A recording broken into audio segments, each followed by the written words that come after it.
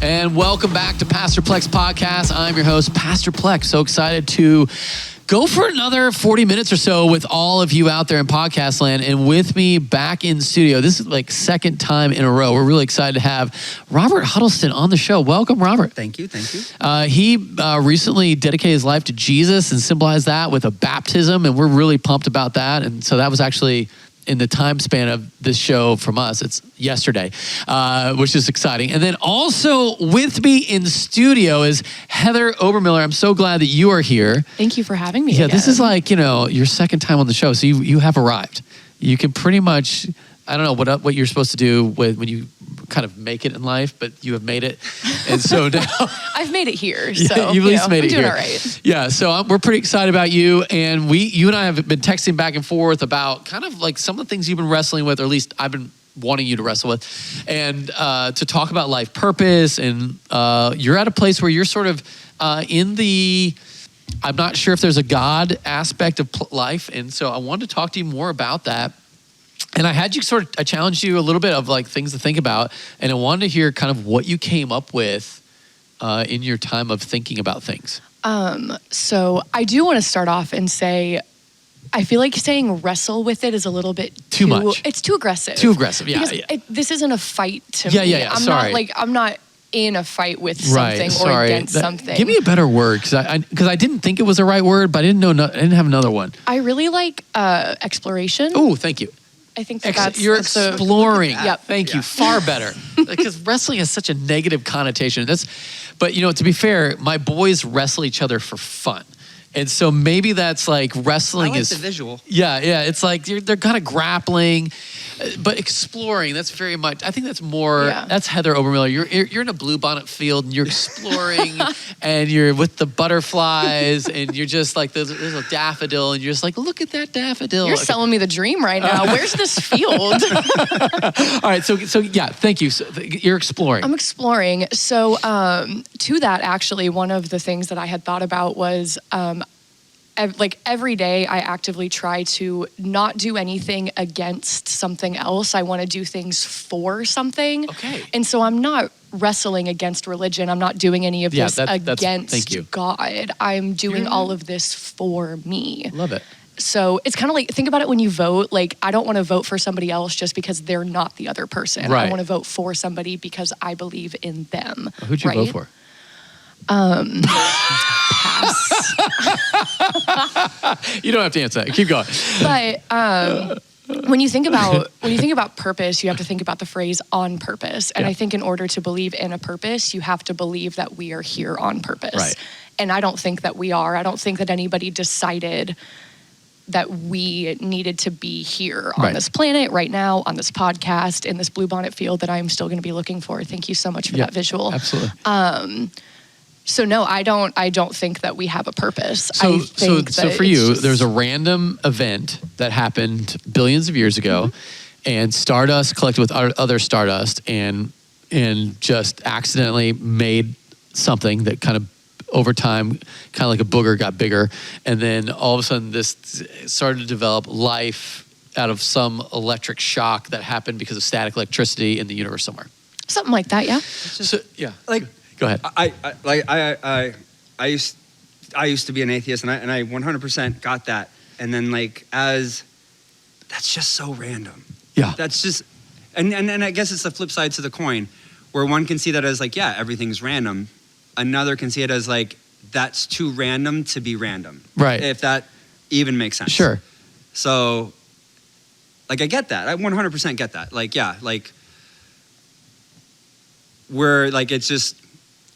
There is no purpose.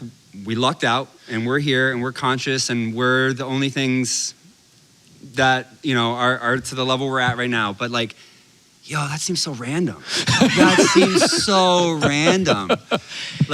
Too random to be random. Right. And so that's all. But I appreciate this because the one question I always come back to, because I'm going to go there with you, because I totally can see where you're coming from, and the question that, if I were you, I'd be asking me, would be, okay, I'll give you God, but where did God come from? So at some point, like we all have to go to a first cause. And the first cause, Christians in general, we like to go to the easy answer. Well, there had to be something that started the first bang, or the first piece of stardust came from where? And then the question back, okay, I'll give you that, but where did God come from? Who made up God? And was he always, and then the Christian goes, well, he just always is. And then the person that doesn't believe in God goes, exactly, it just always is, and it's just a random is. And I feel like I can go there with you. The only problem is it seems like, to your point, Robert, that it just seems so hard that random specks with a lightning bolt, where did all these things come from? And at least with a God, you're able to start with a first cause that has, you're going to have to start somewhere with somebody starting something, or it's starting somewhere. And you go random, we go with a God. And I think that's where it gets to be a struggle a little bit for everybody, because where is the first cause begin? Yeah. Is that fair? Yeah. Yeah, and I think that's where we explore, because I think that's the part where I personally keep rewinding back the clock, and if you look at the clock, 15 billion years or so is when you can kind of look back, and where the whole universe started as like one little bloop, and then the expanding universe over time is something that we can see, and we kind of see like when the Earth or our star will blow up in another billion years or whatever. And so you kind of see how the whole thing is going to end. And that's what makes time just this elusive thing that's sort of wild. Okay, and I know that's probably, we're now circling into randomness, which I get.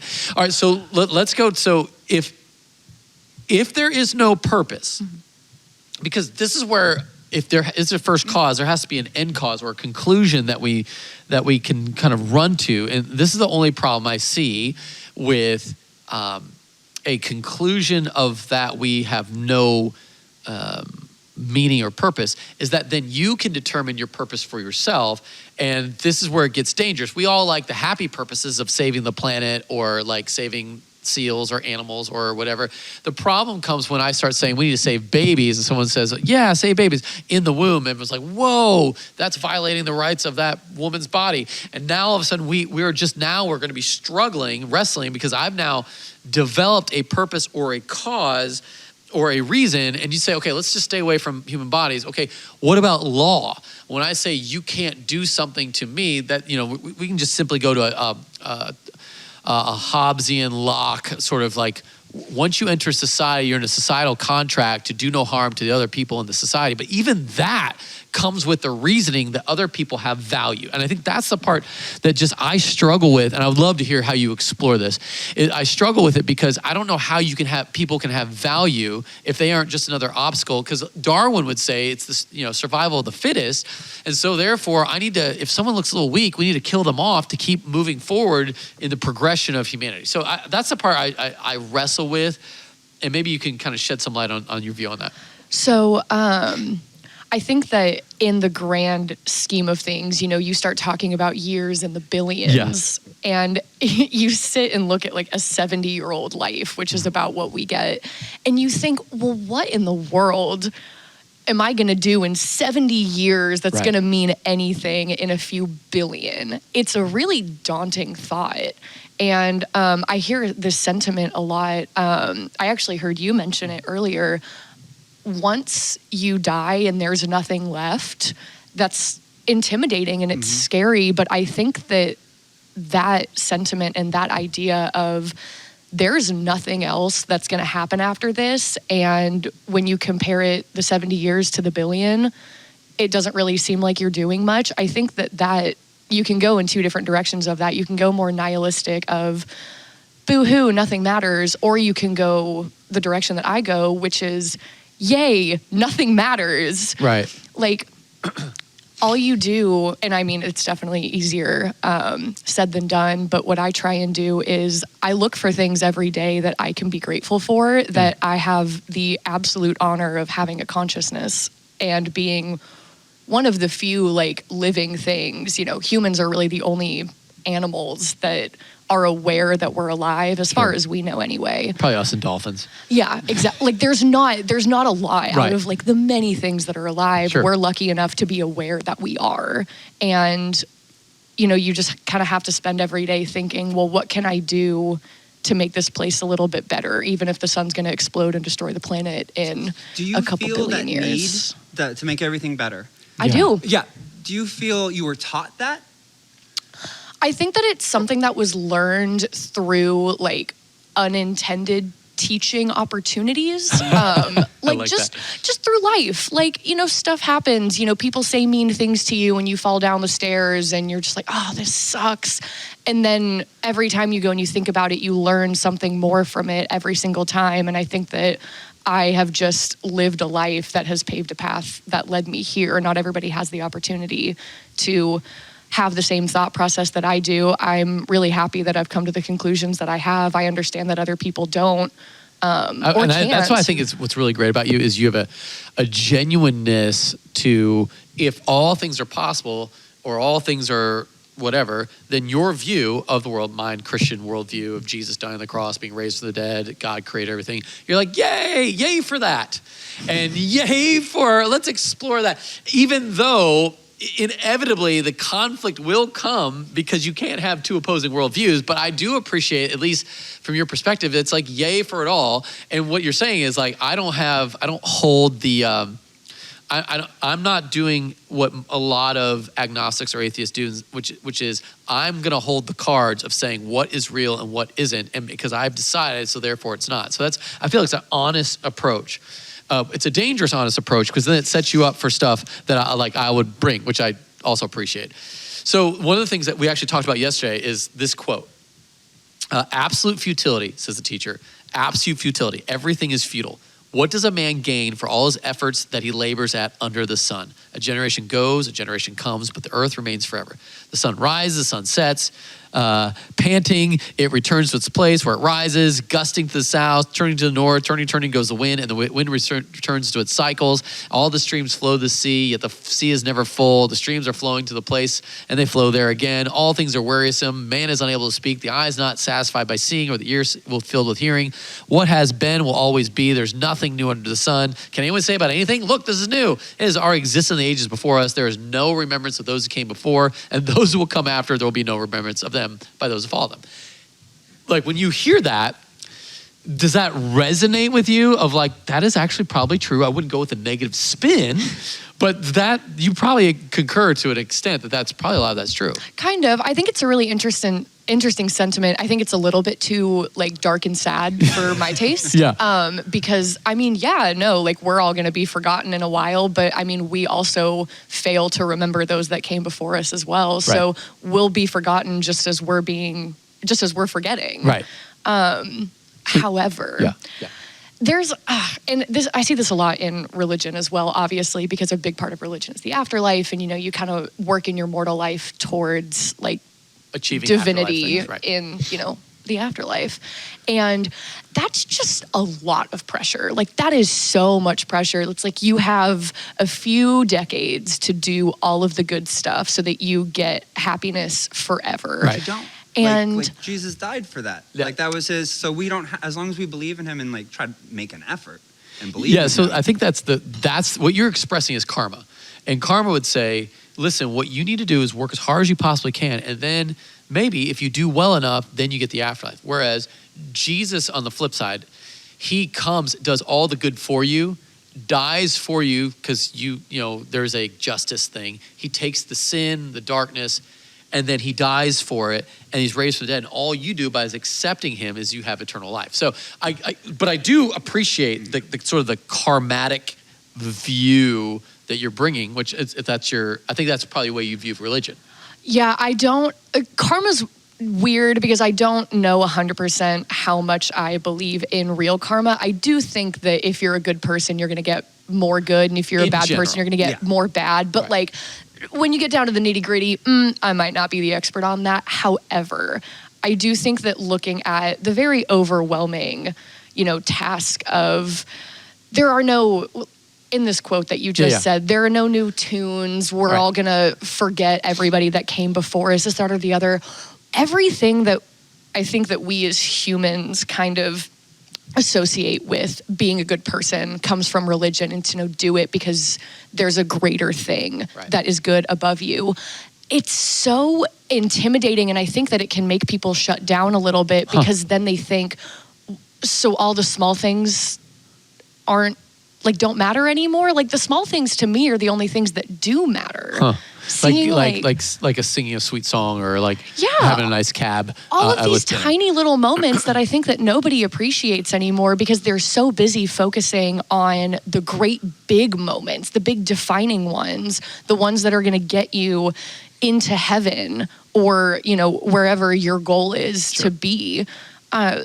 It's a lot of pressure, and people can just get overwhelmed with that. And I think that if we all took a step back and realized maybe we should just focus on, oh my gosh, like this cup of coffee was just extraordinarily good this morning.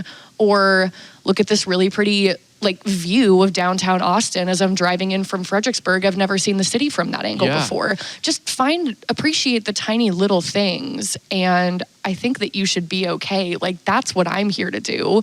I was given a set of eyes and a consciousness to look. Exactly the thing that you just said is that's what I read was the Bible. So it presents this picture of life as being futile. And so his conclusion is, in the moments that are good, celebrate them, because you won't have many of them. I think that's gorgeous. In the moments that are rough, then you've got to just endure and know that this also could be a gift of God to wrap your head around.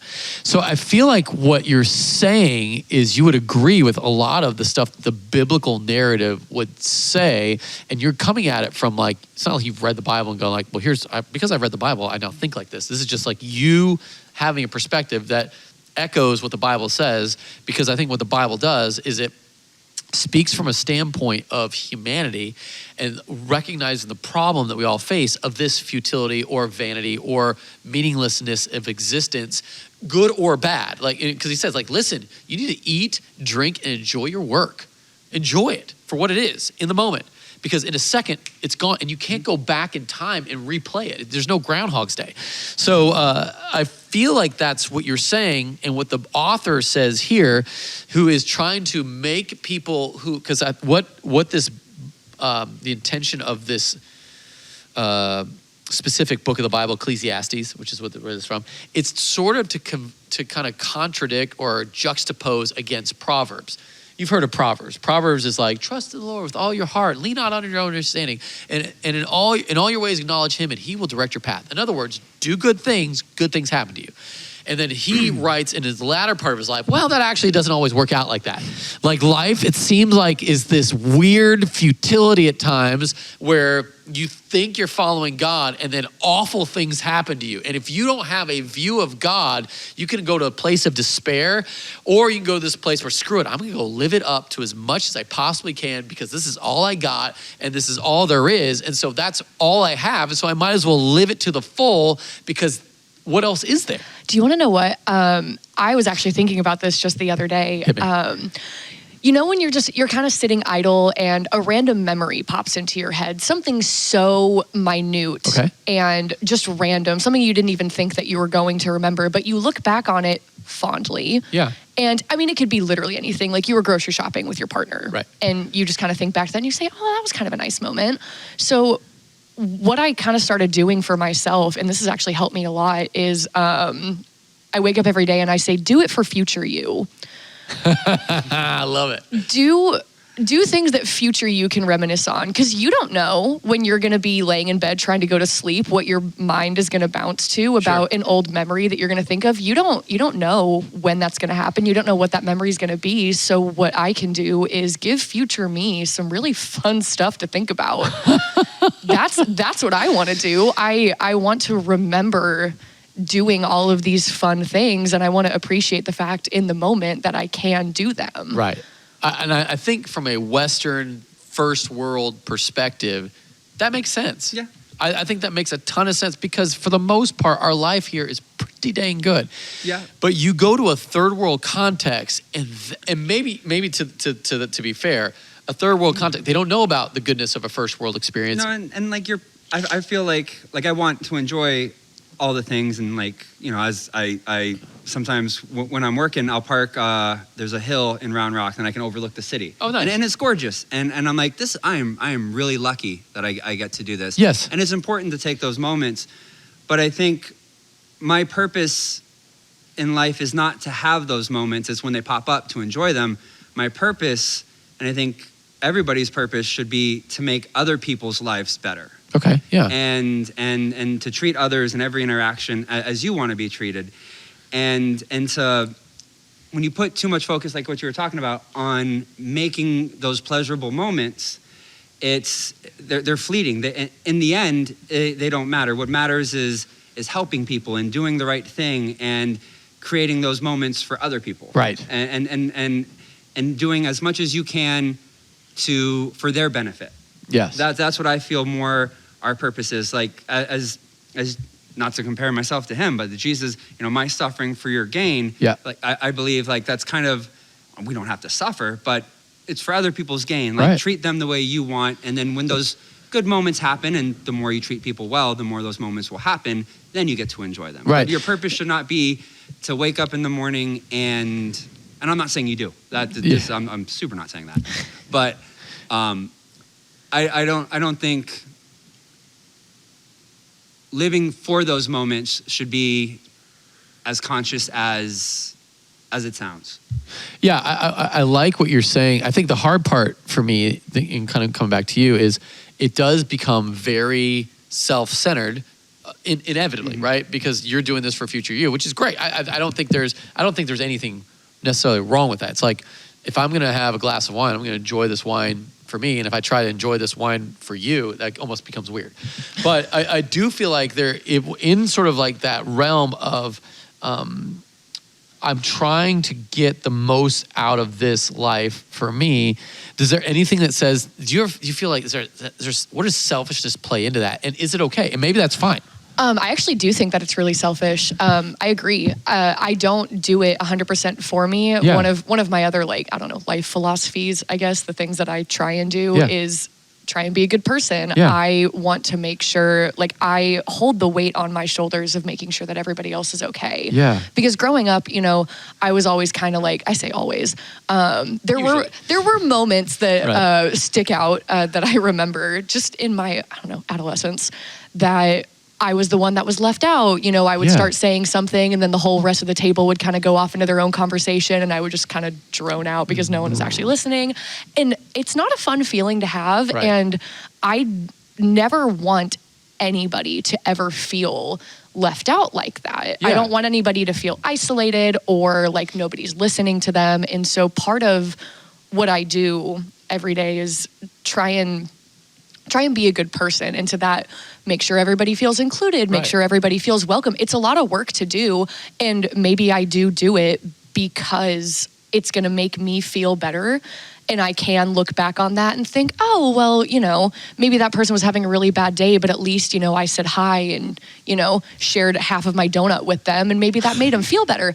And it is selfish. It totally is. This and is wild. Like, I'm okay with that. Few people would quantify what you just said as selfish, but it's exactly that, because you're doing that for the feel good that you get by bringing them joy. And I appreciate that. Is actually right in line with our Darwinian worldview. I'm doing the best thing for me, and the best thing for me is actually the best thing for you, because that ultimately makes me better, which I can appreciate. Again, that is why your intellectual honesty is so stunning to me, because usually it's like, no, I'm a good person. And then I go, where do you get your standard of good from? You're like, well, I just know it. And I'm like, aha, see? Yeah. Like, God gave you that. So therefore, like, you have this objective view of good and bad, but you're saying, I actually don't have an objective view of good and bad. I want to do what's best for me. And what's best for me is making other people happy. And thank you for being intellectually honest. The good that you do comes from a need for to better you. The best way to help yourself is to help others. Yeah, it's really selfish, but it's true. Sure. And I believe it. I mean, I want to help other people. I mean, I'm not a doctor. I can't, Right. like sew your wound back together, but I But mean, I I can can at sew least your say soul. hi. Oh, right. But I mean, like, I can ask you how your day's going, make sure that, you are feeling included in a group, or making sure that your voice is heard, Sure. or just making sure that somebody else knows that you exist. It's just these little tiny things. And yeah, I do it for myself, but if it's benefiting other people too, then I don't think that there's anything wrong with it being Yeah, I don't think there's anything wrong. purposes. I don't think there's anything wrong. I think what then comes to mind for me, this might be just me, is, we always go to extreme examples, which is always painful. And people are always like, why do you have to go to the extreme examples? Because that's where my mind goes. It's like, what's good for me is having control over my situation. And I think ultimately people would be best served if everybody did this. And so if I can convince people, maybe I need to take out a couple of them. Murder isn't out of the question. These people are in the way of that. And then all of a sudden now I've got everybody, hailing me at a big stadium, and I feel really good about myself. They feel good about themselves, and we're going on this direction together. And the next thing you know, we have concentration camps and 6 million Jews are dead. I think that's where that's where I sort of go. And I maybe that's too extreme. Yeah. But I feel like it's how humanity goes when we have this like self-interest sort of lived out. Is that The person can be good, but when the people start to think that way, it goes bad. It goes bad. It goes bad. And I think I get nervous when in the hands of sweet Heather exploring her bluebonnet field. This is really sweet and perfect. A guy that was left out in middle school, wasn't treated right when he went to the army, and then he has like a little chip on his shoulder, and he kills one guy, and that makes him feel better, and then he kind of starts something moving. I think that's where the problem gets, is that we don't. At what point is there a boundary to that? And at what point are our conflicting views making it so we can't coexist, and somebody has to be right and somebody has to be wrong? And I think that's the part where you say, why does anyone have to be wrong? Well, eventually, when I don't want your existence anymore because that's annoying to me and you're in the way of my thing, that's when those worldviews conflict. And this is where, because I feel like this is where Thomas Hobbes, John Locke, they would come together and say, listen, when you give up your personal rights anytime you enter into a society, but even that is saying there's an objective thing that says, it's this philosophy that is the king or whatever. And that's why I've appreciated you, because you've been so genuinely honest. But at some point, there's going to be a conflict. And how do you reconcile that conflict that I want us, like, I would feel best if I had everybody in here worshiping Jesus. And you're like, well, I would feel best if I had everyone having, like, I don't know, whatever the thing is that you want to do. And we're going to disagree on that. And for one of us to say, no, you can't disagree. So how do you, I think this is the part where philosophically, you're going to hurt somebody's feelings at some point. And how do you reconcile that? Because I think what you've done is, like, as long as in my selfishness, I'm looking for everyone to like me. And if they don't, and I think you at some point you go, it's okay for them not to. And you move on, because your selfishness would say, I'm living for me, and that's okay. I think that you actually might have hit the nail on the head with that one. I think whenever you hold a very solidified idea about, philosophy or religion or something within you, when you do that, when you accept that fully, you also have to accept the fact that not everybody is going to agree with you. So you can't sit there and be sad about, like, oh, well, you think I'm wrong and I think that you're wrong. Like, yeah, of course we do, because we decided to believe in different things. And with that, you have to accept that you're not going to make everybody happy with it. So for you then, it's like, I guess you've clearly thought this through and have done a good job. I think for a lot of people who don't think quite as deeply as you, what their response is, no, I want to be happy and I want them to like me, and we're going to make this happen. And so I feel like that's again, there's not a lot of people who are exploring life with the butterflies and the bluebonnets. And I think that's where we come in is we've seen war and darkness, and like they are in this crusade of evil. Like, I want to make sure that if you don't agree with me, I will kill you. And I am honoring my God by killing you, because that now effectively forwards the agenda of a one world religion where everyone believes the same way and blah, blah, blah, blah. I think that's the problem you run into when you say, like, we can all agree to disagree, and then someone says, nah, I'm good. I think you are unique in your approach. your approach and your exploration, whereas other people who don't believe like what we believe, Right. They're more confrontational and sometimes highly aggressive. Right. And so, yeah, you're very unique in your openness and peace about it. But yeah, like from our experience, other people who don't believe what we believe, they are very much not. Right. Those are the people that live their life doing things against things rather Right, than for for them, things. Right, which right. is what I mentioned at the beginning. Yeah, They do those things because they don't believe in Christianity, so they're going to base their actions against the church. Sure. Instead of what I think that I do and what I try to do, which is for what I believe. Right. I don't do any of this against Christianity, against God. And I appreciate that. I do. That, that option was given to me, and it wasn't something that, resonated in my brain. The wavelengths just didn't match up. Didn't and so connect. I said, you want to know what? I'm going to go find something that does match up. And I hold no resentment against the church or God or any of you for why would I? Sure. I have found, I definitely haven't found it yet, but on this journey, I suppose, I've found a certain sense of je ne sais quoi. How you say it. That I don't know how to explain it. It's some sort of what I can only chalk it up to as religious fulfillment. Right. And I think that that's a really gorgeous thing that everybody should actively try and look for. But I don't think that these people that I'm sorry that you guys have had to deal with do it against you, not for them. Or just in general. I don't think like Pol Pot, who took over Cambodia, or Stalin, who took over Russia, or Hitler, who took over Germany and most of Europe.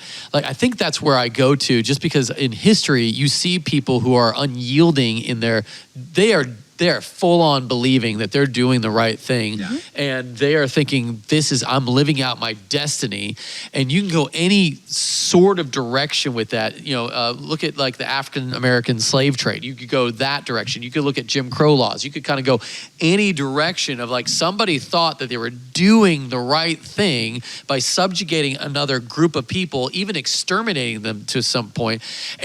And that's where I struggle, because that at some point we go, that's evil. And if there's evil, that must mean there is good. Yeah. And that's where I end up coming back to which you would say, no, it's not that they're just, they need to be for something. I know they're for exterminating the people that are against their ideology. That's actually a really good point. So, they are doing all those horrible things for something because Right. they believe that they are doing it right.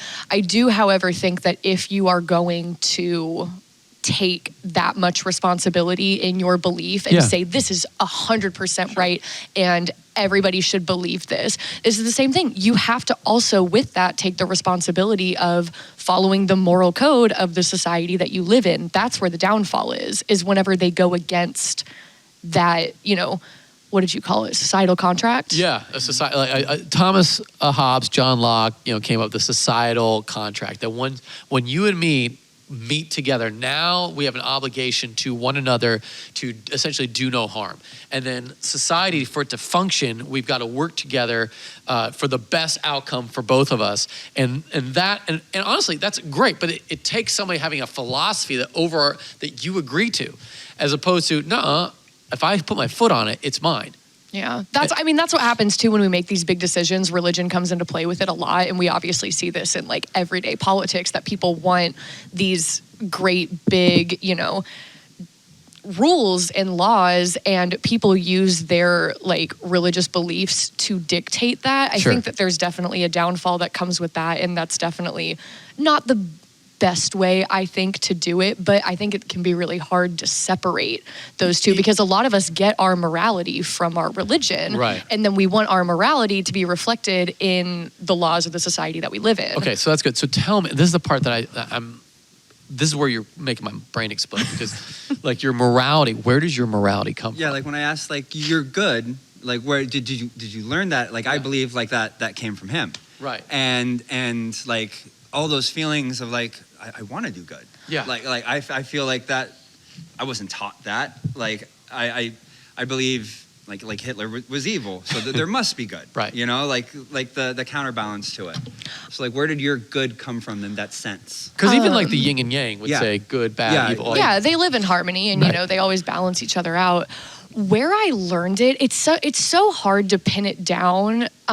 One like example that comes to mind is my grandmother is like one of the nicest people I've ever met, Right. and I thought about this. I'm 24 years old. I've known this woman for my entire life, and I was thinking about her a couple weeks ago, and I thought, I don't think I've ever seen her angry. I don't think that I've ever seen her upset. I don't think I've ever seen her tell somebody anything mean. I don't think I've ever seen her yell, nothing like that.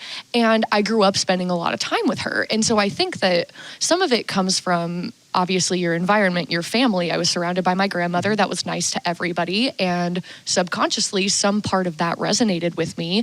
And I carried that with me for the rest of my life up until now, up until hopefully the rest of the time that I'm alive. Right. Like I saw her being nice to people, and somewhere deep inside of my brain that I wasn't thinking about it said, you should do that too. You should be nice to everybody. So part of it's environment. It's just the people that you are surrounded with, whether you choose to be or not, you will gain something from that. And a lot of that is going to shape your moral compass and let you know what's right and what's wrong. Most of us have very similar baselines.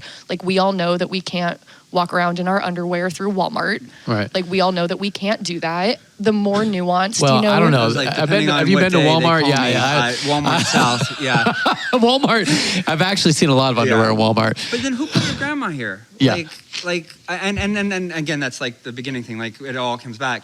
But like the way I see it is like your grandma was put here then, and you were with your grandma, and she was able to influence you in those very quintessential years, and that was kind of part of the plan. That was part of the plan that put you here to have these big discussions that help people.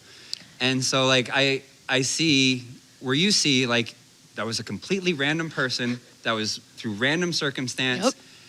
Randomly, you only saw and only have the memories of her doing good, randomly influenced you at the exact right time to make you the person that you are now. I'm like, that's just so random. Honestly, I like it. It That's is. crazy. It is so random, but it's more exhausting trying to dissect the fact of like that is just so crazy. Like how could the universe have aligned in that exact Yeah. way in order for it to? It's so exhausting trying to figure that out. And you sit there and you're like, but what about every other possibility? You can't. multiverse. You can't think about all of. There's too many, and we can't as humans. Our brains are not big enough. There's not enough electricity flying around in here for us to figure out why. All that we know is that it is. Okay, I'm going to pause right here because I want to. Is this okay? I want to keep continuing this discussion. Can we do this again next week? Is this an okay thing to do next week? Or Yeah. Oh.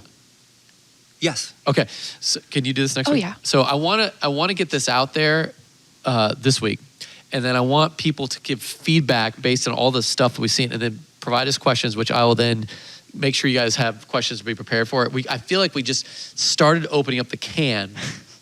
And I want us to continue down this pathway because my goal ultimately, Heather, is for you to become a Christian, as you know, and so which is I'm unabashed. It's a really tall order. Yeah, hey, listen. You know, and so yeah. So from that, I do want to talk more about that, and I'm excited to kind of hear from your perspective. And I want to. And this is what's really neat about Robert, who's just really kind of taken on this Christianity like mantle, and he's really trying to lead his whole family in it. And so my goal for him is to have these conversations where he doesn't become like a douchebag Christian that isn't able to have these conversations, which I don't think he would ever be. But You're wrong. Shut your heathen mouth. yeah, right. Yeah, exactly. So I really love that about that. So so you know where I'm wanting to go. And so if you don't mind, if you're watching, listening, I would love for you to text us in for any questions for Robert or Heather, especially as we just go deeper down these rabbit holes. 737-231-0605. I'd love to hear from you. Or go to pastorplek.com. So grateful for Heather being so open with being encountering all this. And we would love to talk more about faith, culture, and everything in between, especially as we take on different topics that I'd love to hear your perspective on. And we're going to get into stuff that's probably somewhat controversial, like, I don't know, gay marriage or like abortion or whatever. I'd love to hear your perspective on that. And so if there's anything you want to hear from Heather, and then like how we're going to totally pound her into the ground on what our issue is, just kidding, we won't do that. But a genuine, healthy debate on kind of where we view things, that would be just really great. So bring your questions. We would love to hear from you. And as we talk faith, culture, everything in between. Hey, listen, thank you for watching. From our house to yours, have an awesome week.